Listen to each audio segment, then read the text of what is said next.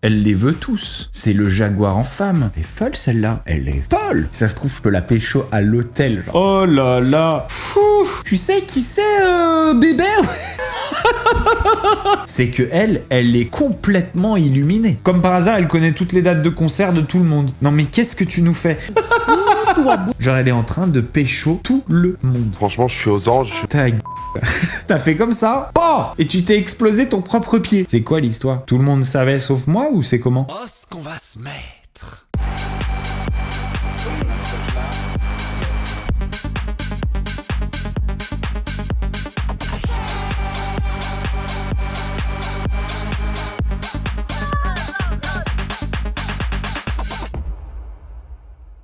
Comment ça les amis? Solène elle est en train de me dire que mon casque il est sale. Genre mais mon casque il est pas sale du tout. C'est des petits poils, regardez. Je crois que je n'aime pas ton casque en fait. Je sais pas, je l'aime pas. Ça me fait pas l'effet que ça devrait me faire. Mais pourquoi mon casque devrait te faire de l'effet, Solène? T'as pas assez d'effet à pécho absolument tous les mecs. Si je peux me permettre, je pense que tu es sur un record de ton émission. Genre vraiment, je peux pas y croire quoi. Genre maintenant c'est Nicolo et Tom. Mais tu t'es inarrêtable. La meuf vraiment, elle les veut tous. C'est le jaguar en femme. Mais Bastos, c'est qui? Non mais... Là, c'est les deux fous du village qui sont en train de se disputer à savoir qui est le plus fou. Bastos, t'es pas fâché avec la chatte non plus, à ce que je sache.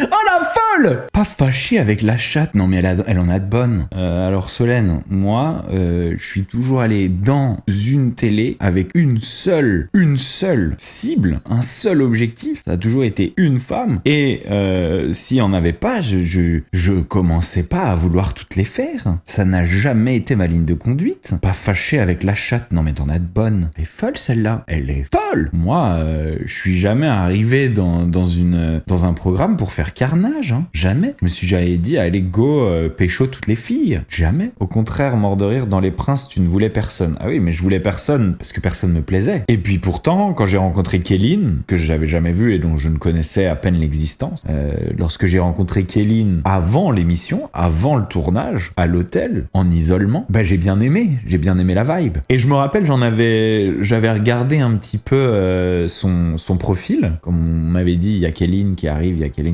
Et là, je me rappelle, j'envoie à Darko, le soir même, et je lui dis, il y a elle qui arrive demain à l'hôtel. Et du coup, on parle de Kéline un petit peu. Et puis je dis, si ça se trouve, je peux la pécho à l'hôtel, genre. Écoutez-moi bien. Le lendemain, je crois que Kéline, elle arrive au déjeuner. La meuf, elle est assise en face de moi. Et à un moment, il y a quelqu'un qui lui demande, c'est quoi ton style de mec? Et là, Kéline, elle répond devant tout le monde, mon style de mec, c'est Bastos. Et elle me regarde dans les yeux comme ça. Genre la meuf, de sang-froid. Bah, le soir même, partie en cacahuète en fait. Partie en cacahuète dans l'hôtel. En plus de ça, on avait un nounou. Pour le coup, le nounou, genre, son travail, c'était de faire la nuit. Ok, il y avait un nounou qui faisait le jour, il y a un nounou qui faisait la nuit. Ce nounou, dans le travail, c'était de faire la nuit. Il s'était pas trop adapté au décalage horaire.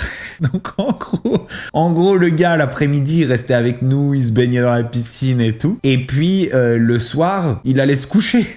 Donc, en allant se coucher, il nous dit, bon, je vais me coucher, je vous laisse là, je vous fais confiance, vous faites pas de conneries. Le gars, il est parti se coucher. Genre, 2 minutes après, c'était bagatelle room. Genre, vraiment, le gars, il est sorti de la chambre. Genre, c'est limite s'il nous a pas entendu faire trembler l'hôtel dès qu'il a mis un pied dehors. Et du coup, moi, le deal, c'était que dès qu'on avait fini notre soirée, il fallait absolument que je dorme dans ma chambre. Parce que le lendemain, il y avait la prod qui allait arriver. Et si moi, je dormais pas dans ma chambre, c'était foutu. On était morts. Et du coup, on a vraiment gardé ça hyper discret. C'est-à-dire, la prod, il se méfiait de rien. Il y a pas pareil. Il y a pas beaucoup de nounous très sains. Il y a des nounous, qui...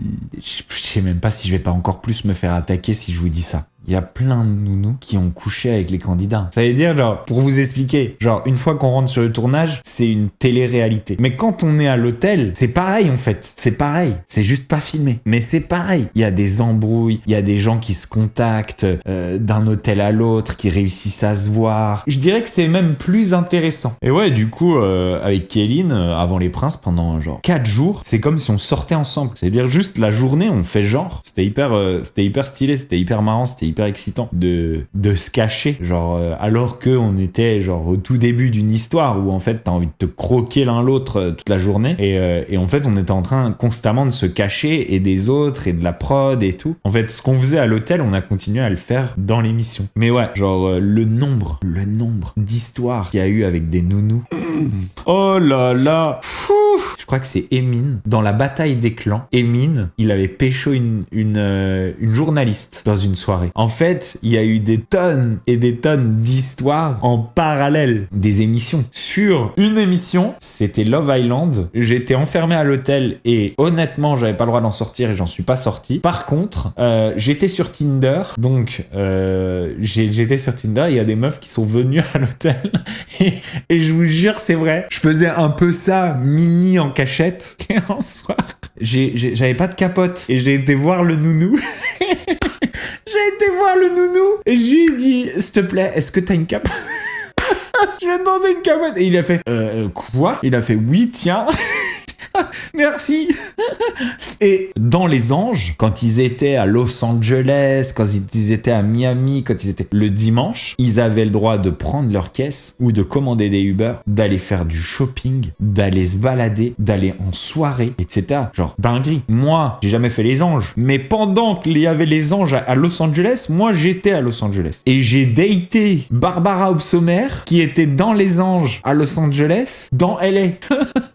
Bon, on s'était pas plu à l'époque. Je l'avais trouvé un petit peu trop rentre dedans. Mais par contre, attention, hein, c'est une meuf que j'apprécie beaucoup. On va attaquer tout de suite. Les amis, hier, on en a parlé, c'était la demi-finale avec le PSG. Et bien sûr, les rues de Paris se sont enflammées. Je vous ai recueilli une ou deux petites vidéos. On regarde.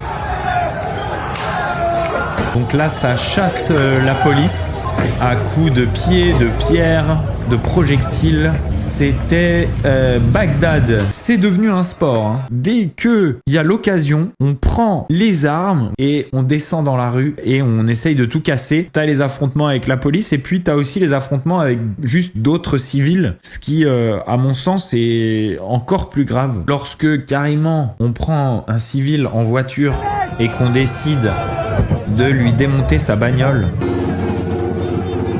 C'est un conducteur, on lui pète le pare-brise à 300 contre 1. Là, je suis beaucoup plus scandalisé. À la limite que vous attaquiez au symbole de l'État parce que vous aimez pas votre vie, que vous aimez pas la France, que vous il y a un côté résistance, rébellion à la limite. Mais prendre un pauvre gars à partie qui est juste soit est en train de travailler, soit en train de rentrer chez lui, qui a rien demandé à personne et détruire sa voiture, exploser son pare-brise. Je vous avoue que là je suis scandalisé, je suis vraiment très énervé, je trouve ça honteux et en plus, alors bien sûr dans les commentaires c'est partout, c'est que des Arabes et des Noirs, machin, etc. Les gars, c'est des Français ça, c'est des Français, c'est pas des immigrants. Un immigrant, il fait son travail, il demande qu'une chose, c'est à bosser. Il est pendant ce temps-là probablement en train de faire des livraisons, en train de dormir parce que le lendemain matin il travaille tôt, ils bossent. Ce sont pas des migrants. C'est pas voter pour le RN qui va changer ça. Même s'ils vous le font croire. Ça a rien changé. Ça, ce sont des Français. On enchaîne. C'est une publication Festival de Cannes des Designs. Des Designs est fier de présenter Greg Yega, égérie officielle de la marque. Il sera à mes côtés au Festival de Cannes. Une icône du tapis rouge en développement. Il ne marche pas juste le tapis rouge. Il est propriétaire du tapis rouge. Tu sais qui c'est Bébé? Je pense pas que tu sais exactement qui c'est Bébé. Nous sommes fiers de révéler notre collaboration exclusive avec Greg Yega, une personnalité au charisme magnétique. Je suis pas sûr que tu le connais. Incarnant parfaitement l'essence du glamour contemporain. Non mais c'est pas possible. C'est une blague. Bébé, le glamour contemporain? Non mais merde. J'ai eu l'honneur de créer un look entier, une vision où l'élégance rencontre l'identité forte. Chaque détail a été pensé comme une extension de son univers. Puisse 104. Non mais c'est trop, vous vous moquez là, vous vous moquez. Iconique, c'est plus que de la mode, c'est une attitude, une présence. Entre sophistication française et énergie internationale, ce look raconte une histoire, celle d'un homme qui ne suit pas les codes, qui les redéfinit. Non mais ça suffit, non mais c'est pas possible. Restez connectés, le tapis rouge se rappellera de son nom.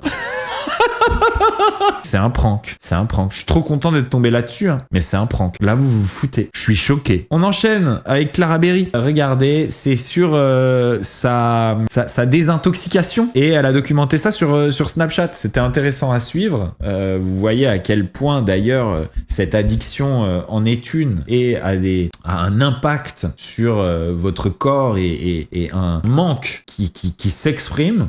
Écoutez son interview. Est-ce que tu te souviens de la première fois que t'as fumé un joint ou pas? Ouais, complètement, je me rappelle, ouais. J'avais 14 ans. En fait, je me suis dit que c'était une addiction quand j'étais capable de traverser la ville entière pour aller en trouver. J'ai fumé de façon journalière pendant 17 ans. Et même, j'étais arrivé à un stade où je m'ennuyais carrément. J'avais plus la soif de vivre. Et la ville est tellement plus belle maintenant parce que ça fait un mois que j'ai arrêté de fumer. Franchement, félicitations à elle, surtout dans le cas d'une addiction de 17 ans. C'est une dinguerie. Ça, c'est une séquence qui a eu lieu sur le plateau de Samzira. Non, bah, elle a quand même, excusez-moi, elle a quand même essayé de poignarder. Ah, pas jusqu'à là, mais quand même il a poignardé son copain, son mari à l'époque, enfin son copain à l'époque. Ouais. Thomas, hein, je vous rappelle juste ça. On va pas parler du passé des gens toute la vie, quoi. Petite question, dans 15 ans, on va revenir sur ces deux influenceuses, tu vas dire que ça c'était du passé? Bah oui, ça y est. Non, mais je te dis pas ça, regarde, ils sont redevenus ensemble. Nabila, Thomas lui a pardonné. Alors, est-ce qu'elles redeviennent amies? Si elles redeviennent amies et qu'elles lui pardonnent, tu estimes qu'on devra plus parler du fait qu'elles lui a Mais si elles n'ont pas envie d'en parler, non, je suis désolée, j'estime qu'on n'a pas à en parler si elles n'ont pas envie d'en parler. Ils ont des enfants. Maintenant, ces enfants-là, c'est bon, ils ont compris que plus tard, ils vont apprendre que leur mère, elle a fait quelque chose au papa, elle a planté. Mais ça y est, nous, on n'est pas obligés dans Raja d'en parler. C'est juste. T'as compris? Ferme ta gueule. Ça, c'est pas un bel argument, ça, Anushka. T'as compris, ferme ta gueule. En plus, tu augmentes totalement la violence de la prise de parole d'Anissa. Pour le coup, Anissa, voilà, elle a donné un argument. Toi, tu le réduis à ferme ta gueule à Hermanos, qui est pas du tout ce qu'elle a dit. Elle l'a dit hyper gentiment. Moi, je vais vous dire ce que j'en pense. Pour le coup, même si la manière d'argumenter d'Anushka, elle est pas juste. Elle donne pas des arguments, elle essaye de réduire la parole d'Anissa. Dans un sens, je suis d'accord avec Anissa sur le côté, voilà, si t'es bienveillant, tu vas pas ressasser des erreurs du passé qui ont été pardonnées par d'autres, par les principaux intéressés. Tu vas pas les ressasser éternellement pour abîmer l'image de la personne. Dans un sens, je suis d'accord avec Anissa. Maintenant, si on part du fait qu'on est d'accord avec Anissa, excusez-moi, hein, mais Aja, ça n'existe pas. C'est le concept de l'émission de parler des gens. Que ce soit longtemps avant ou longtemps après. Peu importe. Maintenant, elle est très louable, l'attitude d'Anissa. Sauf que si on part de ton opinion, t'as pas de travail, ma belle. On enchaîne avec Thibaut Garcia qui aurait présenté déjà sa copine à sa famille.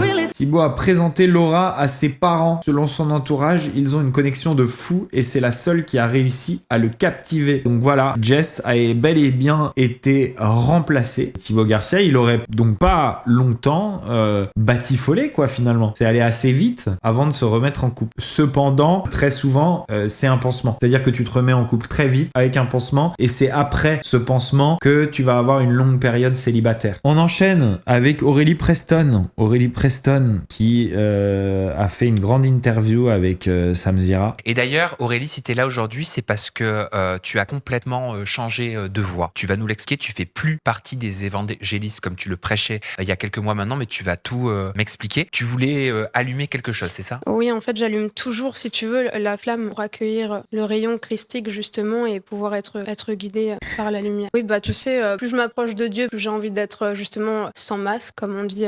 Ton visage, il bouge pas tellement t'as un masque. Genre ta tête, ça n'a plus rien à voir avec ta tête du départ. De quoi tu me me parles de sans masque. Et donc par rapport à tes cheveux, Aurélie, pourquoi tu dis je voulais arrêter de porter ce masque? Ça veut dire que t'as retiré toutes tes extensions? Oui, d'ailleurs, je fais aussi retirer la plupart de mes injections. Tu sais, même bientôt, je ferai sûrement la bouche. Et en fait, justement, au village essénien, on m'a appris que si tu veux, quand tu portes des Il y a un extensions, village, quelque part, carrément. tu portes le karma de quelqu'un d'autre. Parce que tu sais, le cheveu, il est tellement engrammé, encodé du passé de la personne que tu le portes sur toi. Et j'ai dit, mais waouh, c'est incroyable. En fait, quand on Tout connaît est pas incroyable les lois, pour elle, en fait. bah, on se fait assujettir. Tu parles des lois esséniennes, bien sûr. Des Dis lois n'importe divines. quoi. Des Elle lois dit divines. n'importe T'as des quoi. principes éternels. Quand on connaît pas les lois, on se t'as fait les lois assujettir. après. Et justement, oui, j'ai changé de mouvement. En effet, tu faisais partie du mouvement évangéliste. Oui. C'est ça?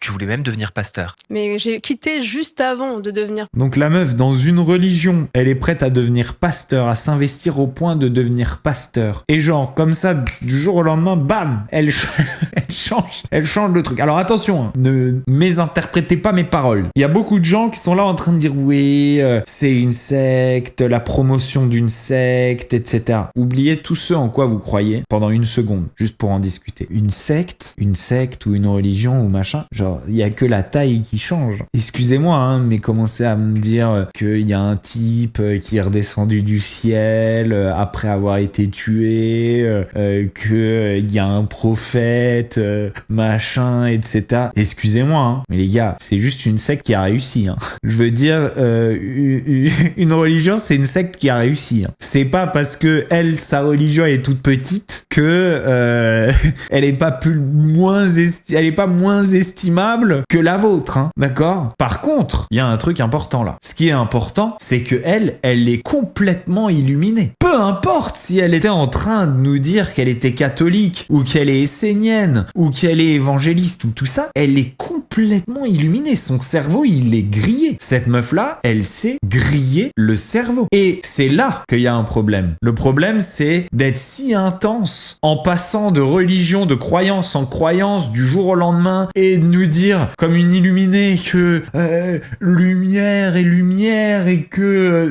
Ça, les gars, ça, c'est inquiétant. Et pour moi, c'est aussi inquiétant que Loana, à l'époque, assise sur le même fauteuil, complètement démonté, en train de faire une interview. Et en fait, moi, c'est toujours un petit peu ce qui me dérange sur cette émission. C'est bien, on interroge les gens les plus fragiles, quoi. Et on en profite. Moi, je m'inquiète bien plus pour l'avenir de cette jeune femme. Mais moi, je vous dis, je prévois que on va avoir des surprises dans pas longtemps et qu'il faudra pas venir nous poster des photos.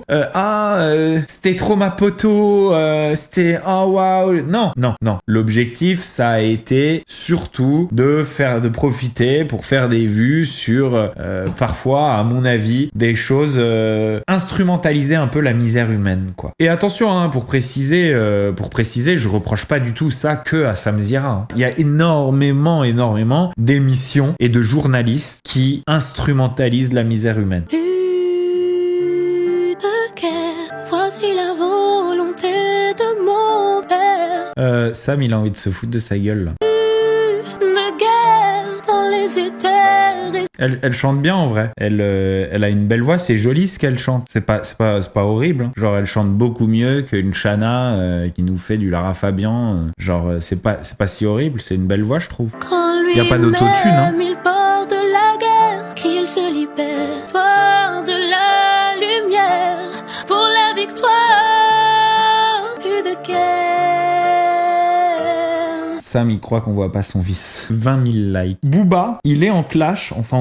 Il s'attaque à Magnetic Outfit. Je sais pas si vous avez déjà vu qui est Magnetic Outfit. Magnetic Outfit, c'est une meuf qui va voir les célébrités. Bon, bien sûr, c'est monté. Hein. Elle les rencontre pas dans la rue au hasard, mais elle fait comme si elle les rencontrait dans la rue au hasard. Et elle leur parle de leur look. Et Booba, il s'est un petit peu attaqué à Magnetic Outfit parce que il trouve, lui justement, il trouve que c'est organisé en fait cette histoire de Magnetic Outfit. Et bon, Booba, il aime pas les faux semblants, il aime pas quand on essaye de nous faire croire des choses. Et d'ailleurs, Magnetic Outfit, c'est quand même vachement, comment dire, c'est pas sincère du tout. Parce que, je veux dire, elle fait des rappeurs, donc très souvent, c'est des sgags avec une veste, un pantalon tout dégueulasse, des espèces de Maître Gims ou des trucs comme ça. Genre où elle dit, ah, t'as trop un bon style, c'est énorme et tout, genre. Et donc, il est sur ses côtes, il est en train d'essayer de trouver à quoi elle ressemble, qui sait. Il est aussi en train de la clasher, regardez. Vous allez bien, ça va Damso? Tu me dis je fous quoi. C'est Magnétique Outfit. Déjà vu, en plus, Mais ici, bien sûr, tu vas bien? Je te fais un bisou. Comment ils font genre? Ils font genre que c'est pas organisé. T'es belle? Merci beaucoup. Ravie de te rencontrer. Somptueuse. Mais non, t'es bien comme ça. Non. Damso il fait genre moi on parle pas de moi parce que de toute façon je me suis vraiment habillé sur le pouce. De quoi tu nous parles toi? Tu t'es habillé parce que tu savais que tu faisais Magnétique Outfit. De quoi tu nous parles? Oh non, moi parle pas de moi, je suis en pyjama là. N'importe quoi. Mais oui, et j'ai vu que t'avais un concert le 2 avril. Tiens voilà, promo. Et j'ai vu que t'avais un concert le 2 avril. Et ça doit faire des vues et ça doit faire de la pub, soit à leur album, soit à leur concert. Genre la meuf, elle a vu que Damso avait un concert le 2 avril. Elle le rencontre par hasard, elle a vu que Damso avait un concert le 2 avril. Comme par hasard, elle connaît toutes les dates de concert de tout le monde. Non mais qu'est-ce que tu nous fais? Comme par hasard, les gens ils font Magnétique Outfit avant de sortir un album, avant d'avoir un concert, etc. Ça veut dire, viens on baise les gens et on leur fait croire des trucs. En fait, je filme les looks des gens dans la rue. Partage. Oui.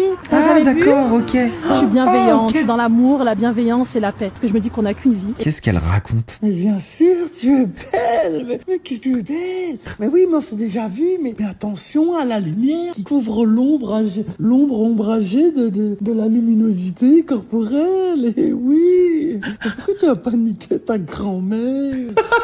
Tu vas abuela, abuelita.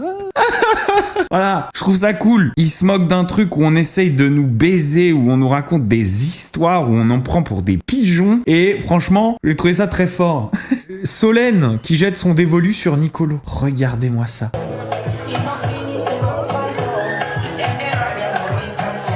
C'est chaud. Moi aussi. Là, avec Solène, je sens la tension monter. Il y a le feeling, il y a la proximité, il y a les papillons dans le ventre, le cœur qui bat. Faut rester professionnel. Restons professionnels alors. On l'est? Non. Oui, on l'est. Non, on l'est pas. Oui, on partage la même chambre. Tout ça, ça sort du cadre professionnel. Nicolo, il est dégommé. Il est comme ça.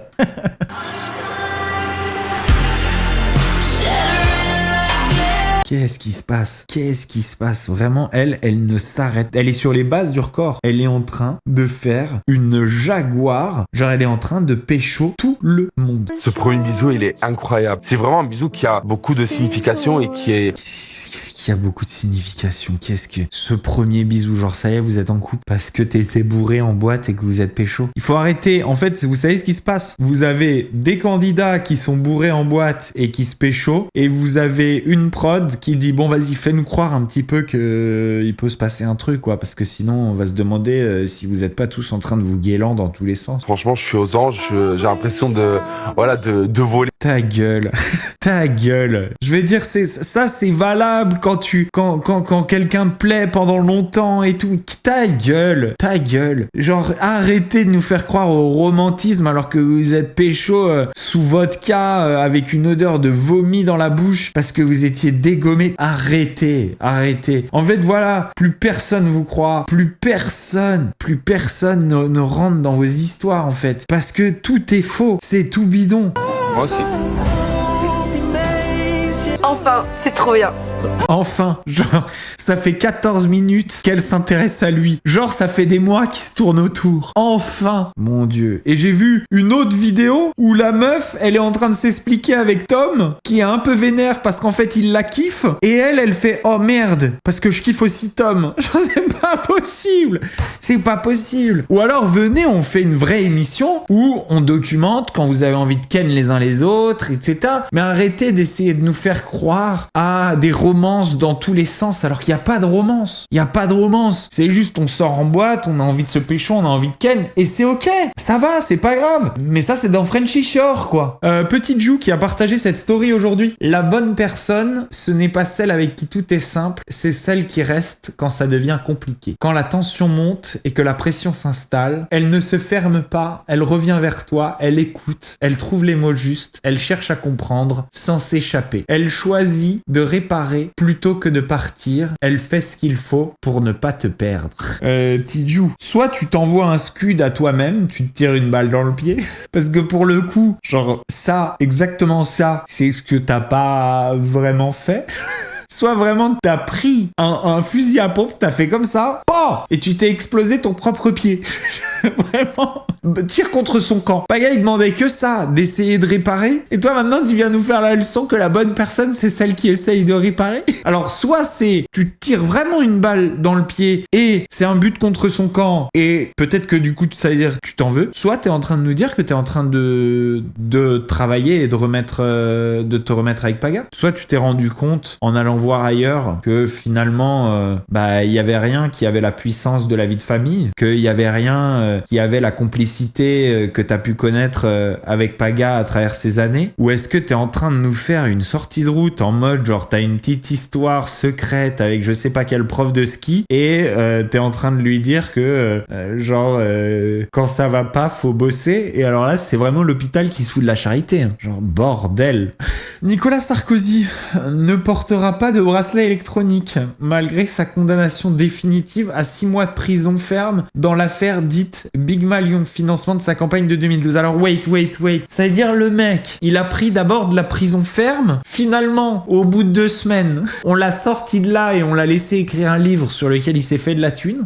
Et maintenant, on lui enlève même pas le bracelet. Maintenant, on lui enlève même pas le bracelet. Non mais écoute, genre, vous voulez faire quoi? Vous voulez carrément lui donner de l'argent et la Légion d'honneur maintenant? C'est quoi l'histoire? Non, même le bracelet, on lui enlève. On fait ce qu'on veut, quoi. On fait ce qu'on veut et on vous baise. Non mais les gars, c'est pas possible. C'est pas possible. Giacomo! Vous vous rappelez de Giacomo? Giacomo qui était venu sur mon stream. On a eu une petite embrouille, une grosse embrouille. Je pensais pas que ça avait été aussi violent, moi. Ouais. Après, tu m'as quand même bien plaqué en arrière, quoi. En fait, vu dans la vidéo que je te plaquais et ça m'a fait froid dans le cœur. Enfin, j'ai vraiment pas... Ok, t'as regretté en regardant la vidéo. Absolument, oui, j'ai regretté immédiatement. Giacomo, il s'avère que c'est un film et que ça va au cinéma, les gars. Ça va au cinéma. Et du coup, je suis dedans. Et la bande-annonce vient de sortir. Je vous montre. Moi, je croyais que c'était un petit documentaire sur un mec qui essayait de percer un peu dans l'influence. Frérot, faut que tu commences ton film avec cette scène. Là, vous allez voir ma vie d'influenceur. Et vous allez voir l'histoire, elle est incroyable. Ça va aller assez vite, donc essayez de pas trop cligner des yeux. Je me présente, je m'appelle Giacomo. Vous vous rappelez, il disait toujours, qu'est-ce qu'il disait? Il n'y a pas de hasard, il n'y a pas de hasard. Mon objectif, c'est les 1000K en fait. Moi, je suis parti de Amiens, j'habitais tout seul. Mes postes, je les voyais comme des tableaux en fait, de grands maîtres.